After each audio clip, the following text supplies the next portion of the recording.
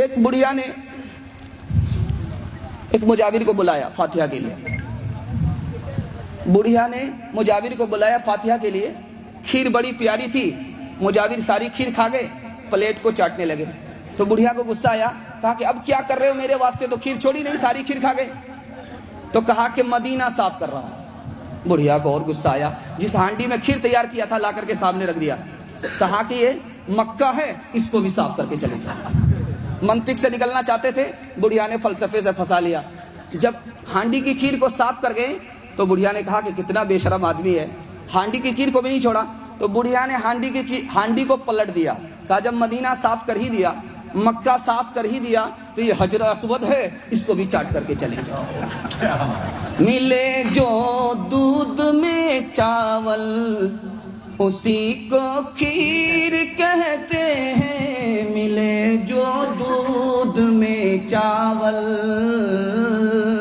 ملے جو دودھ میں چاول اسی کو کھیر کہتے ہیں. جو ساری کھیر کھا جائے اسی کو پیر کہتے ہیں. جو ساری کھیر کھا جائے.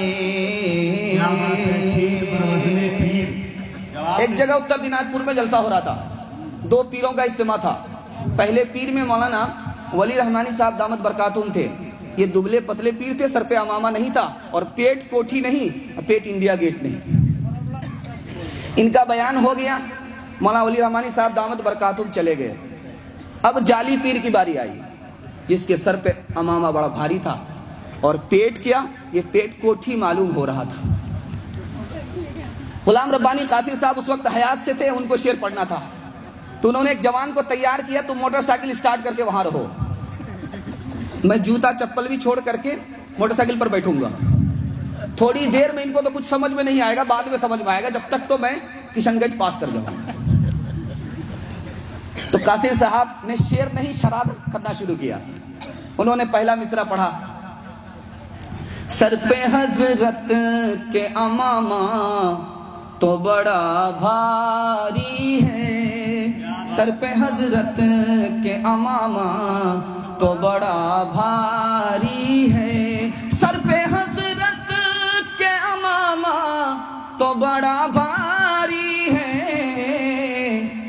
ادھر سے سبحان اللہ, ادھر سے سبحان اللہ, ادھر سے سبحان اللہ, خوب داد مل رہی ہے. اس کے بعد اگلا مصرع کہا, پیٹ لگتا ہے کہ یہ کفر کی الماری ہے. پیٹ لگتا ہے کہ یہ کفر کی الماری ہے. کتاب لسکیہ کے حوالے سے میں شعر سناتا ہوں, اس کے بعد اصل مقصد پر میں آ رہا ہوں. میں آپ کو ہنسانے میں رہ جاؤں تو آپ کا وقت بھی ضائع ہو جائے گا, برباد ہو جائے گا. یہ میں اس لیے تاکہ آپ تیار ہو جائیں. بس آخری مصرع آ رہا کتاب لسکیہ کے حوالے سے. ہارون رشید کا دربار تھا, دو لڑکی آئی ہیں, ایک کالی ہے, گوری ہے. دونوں نے کہا کہ بادشاہ سلامت ہمیں نوکری دو. کالی نے کہا کہ مجھے نوکری دو, گوری نے کہا مجھے نوکری دو. بادشاہ سلامت نے کہا کہ میں ایک ہی کو نوکری دے سکتا ہوں, دونوں کو نوکری نہیں دے سکتا. تو جھٹ سے گوری نے کہا میں صورت والی ہوں, میں گوری ہوں, صورت والی ہوں, مجھے نوکری دے دو. تو کالی نے کہا کہ بادشاہ سلامت وہ صورت والی ہے, میں سیرت والی ہوں, مجھے دے دو. اب بادشاہ نے سوچا کہ ایک کو نوکری دوں گا, دوسرے کو نوکری نہیں دوں گا, دوسری کو, تو یہ مایوس ہو جائے گی. تو کہا گوری سے تو ثابت کر دے کہ تو فضیلت رکھتی ہے کالی پر, تیرے پاس صورت ہے, اس کے پاس سیرت ہے, تو اس پر فضیلت رکھتی ہے, اگر اس کو ثابت کر دے گی تو میں تمہیں نوکری دے دوں گا. تو گوری نے کہا موتی سفید ہے, قیمت ہے اس کی لاکھوں, اور کوئلہ ہے کالا, پیسوں میں ڈھیر پالے. اللہ کے نیک بندوں کا منہ سفید ہوگا, اور جو دوزخی ہوں گے منہ ان کے ہوں گے کالے. بادشاہ سلامت ایک طرف موتی ہے, موتی گورا ہوتا ہے, کوئلہ کالا ہوتا ہے, کوئلے پر موتی کو فضیلت ہے. ایک طرف جنت میں جانے والے لوگ ہیں, چہرہ گورا ہوگا, ایک طرف جہنم میں جانے والے لوگ ہوں گے, چہرہ کالا ہوگا. جہنمیوں پر جنتیوں کو فضیلت ہے, اسی طرح میں گوری ہوں, مجھے فضیلت ہے. اب جھٹ سے کالی نے کہا ہے مشک نافہ کالی, قیمت میں بیش غالی, روئی سفید ہے, پیسے سو میں ڈھیر پالی، آنکھوں کی پتلی کالی ہے نور کا وہ چشمہ، اور آنکھ کی سفیدی ہے نور سے وہ خالی۔ بادشاہ سلامت ایک طرف مشک ہے، دوسری طرف روئی ہے، روئی پر مشک کو فضیلت ہے، اور مشک کا رنگ کالا ہوتا ہے، گورا نہیں ہوتا۔ بادشاہ سلامت آنکھ میں دو حصے ہیں، ایک سفید والا حصہ ہے، ایک کالا والا حصہ ہے۔ روشنی کالے والے حصے میں ہوتی ہے، سفید والے حصے میں نہیں ہوتی۔ جیسے اس کو فضیلت ہے اسی طرح مجھے فضیلت ہے۔ اب وزیر سے بادشاہ نے پوچھا کیا ہو رہا ہے؟ کہا کہ حضور عورتوں کا جھگڑا چل رہا ہے۔ تو گوری نے سوچا اگر میں خاموش رہوں گی مقدمہ ہار جاؤں گی، تو اس نے جھٹ سے کہا کاغذ سفید ہیں قرآن پاک والے۔ تو جھٹ سے کالی نے کہا اور ان پہ جو لکھے ہیں قرآن کے حرف کالے۔ جھٹ سے گوری نے کہا رخ مصطفیٰ ہے روشن دانتوں میں ہے اجالا۔ جھٹ سے کالی نے کہا اور زلف ان کی کالی کملی کا رنگ کالا۔ اب وزیر نے بادشاہ سے پوچھا کیا ہو رہا ہے؟ کہا حضور پہلے تو جھگڑا چل رہا تھا، اب یہاں سے رگڑا چل رہا ہے، عورتوں کا رگڑا چل رہا ہے۔ تو گوری نے جھٹ سے کہا میلاد کا جو دن ہے روشن وہ بالیقین ہے۔ کالی نے کہا معراج کی جو شب ہے کالی ہے یا نہیں ہے۔ بادشاہ نے وزیر سے پوچھا کیا کرنا چاہیے؟ کہا بادشاہ سلامت تھوڑا صبر کیجئے، جھگڑا تو آپ ہی نے کھڑا کیا۔ یہاں سے جھگڑا ختم ہو گیا، رگڑا ختم ہو گیا، مشاعرہ چل رہا ہے۔ تو بڑے پیار سے گوری نے بادشاہ کو مخاطب کیا ہے انصاف کیجئے گا کچھ سوچئے گا پیارے، سورج سفید روشن تارے سفید سارے۔ بادشاہ سلامت سر کو اٹھائیے، سورج کو دیکھیے، ستارے کو دیکھیے، سورج بھی گورا ہوتا ہے، ستارے بھی گورے ہوتے ہیں، میں گوری ہوں، جیسے سورج کو فضیلت ہے اسی طرح مجھے فضیلت ہے۔ تو جھٹ سے کالی نے کہا انصاف کیجئے گا ہے آپ عقل والے، کالا غلاف کعبہ حضرت بلال کالے۔ اب بادشاہ نے کہا کیا کرنا چاہیے؟ کہا کہ بادشاہ سلامت ان دونوں کو نوکری دے دیجئے ورنہ قیامت کی صبح تک مشاعرہ جاری رہے گا۔ تعلیم عورتوں کو بھی دینی ضرور ہے، دینی ضرور ہے، لڑکی جو بے پڑھی ہو تو وہ بے شعور ہے، بے شعور ہے۔ حسن معاشرت میں سراسر فطور ہے، اور اس میں والدین کا بے شک قصور ہے، بے شک قصور ہے۔ بس آخری مصرع سنا رہا ہوں، اس کے بعد میں اپنے پیغام کو شروع کرنے کے لیے جا رہا ہوں۔ آپ لوگ تیار نہیں؟ ہاتھ اٹھا دیجیے انشاءاللہ۔ دیکھیے مکمل رونگ جا رہے ہیں، تیار نہیں ہے ہاتھ اٹھا دیا، مکمل رونگ جا رہے ہیں۔ ایک بار اور ہاتھ اٹھائیے انشاءاللہ تیار ہے، انشاءاللہ تیار ہے۔ ابھی 12 ربیع الاول کا جلوس نکلا، لوگوں نے کیک کاٹے، کوا چلا ہنس کی چال اپنی چال بھول گیا۔ میں اپنا احتجاج درج کرتا ہوں، یہ 2 مصرے پڑھتا ہوں۔ ایک کنکٹا شاعر شعر آیا پڑھنے کے لیے، مشاعرے کی مجلس تھی، مشاعرہ چل رہا تھا، ایک کنکٹا شاعر شعر پڑھنے کے لیے آیا۔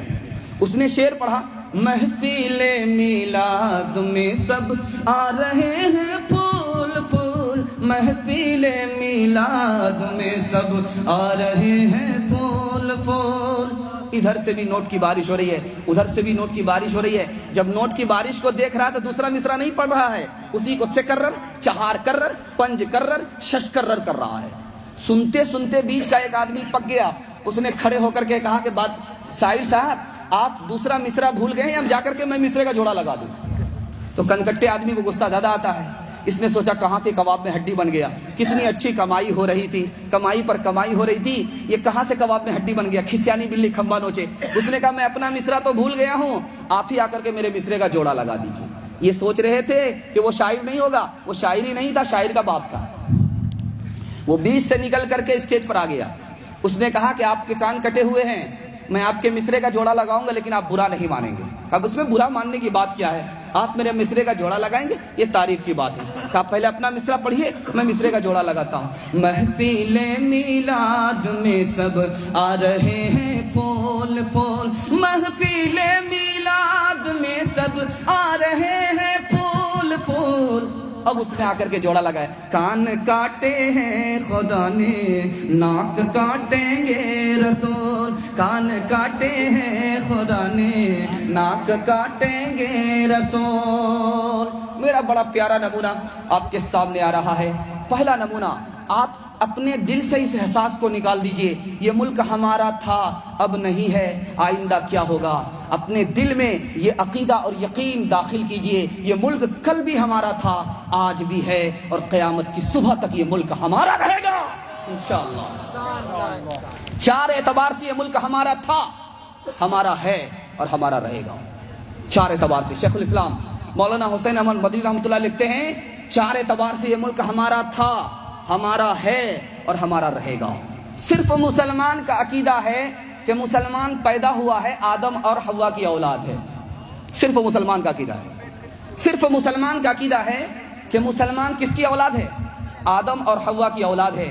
ایک کتاب ہے اس کا نام ہے تفسیر ابن کثیر، ایک کتاب ہے اس کا نام ہے سبحۃ المرجان، ایک کتاب ہے اس کا نام بائبل ہے۔ تین کتابوں کے حوالے سے لکھا ہے کہ اللہ تعالیٰ نے جنت میں آدم کو ٹھکانہ دیا، پیدا کیا، اور جب دنیا میں بھیجنے کا فیصلہ کیا تو کہاں اتارا؟ وہ کوئی اور زمین نہیں تھی، یہ ہندوستان کی زمین تھی۔ آدم جنت سے اس ہندوستان میں آئے، ان کی اولاد ہم آدم سے آباد ہیں۔ یہ ملک کل بھی ہمارا تھا، آج بھی ہے اور قیامت تک ہمارا ہے۔ مسلمانوں کا صرف عقیدہ ہے 1,24,000 پیغمبر آئے، سب پر ہمارا ایمان ہے۔ مسلمان کا صرف عقیدہ ہے 2,24,000 پیغمبر آئے، سب پر ہمارا ایمان ہے۔ اور سارے پیغمبر کو کون سا دین اللہ نے عطا کیا؟ دین اسلام عطا کیا۔ آدم جو جنت سے دین لے کر کے آئے وہ کون سا دین تھا؟ دین اسلام تھا۔ مذہب کے اعتبار سے بھی کل بھی ہم ہندوستانی تھے، آج بھی ہندوستانی ہیں اور قیامت تک ہندوستانی رہیں گے۔ صرف مسلمانوں کا عقیدہ ہے منہا خلقناکم، صرف مسلمانوں کا عقیدہ ہے وفیہا نعیدکم، صرف مسلمانوں کا عقیدہ ہے ومنہا نخرجکم تارۃ اخری۔ ہم مرتے ہیں تو اسی مٹی میں،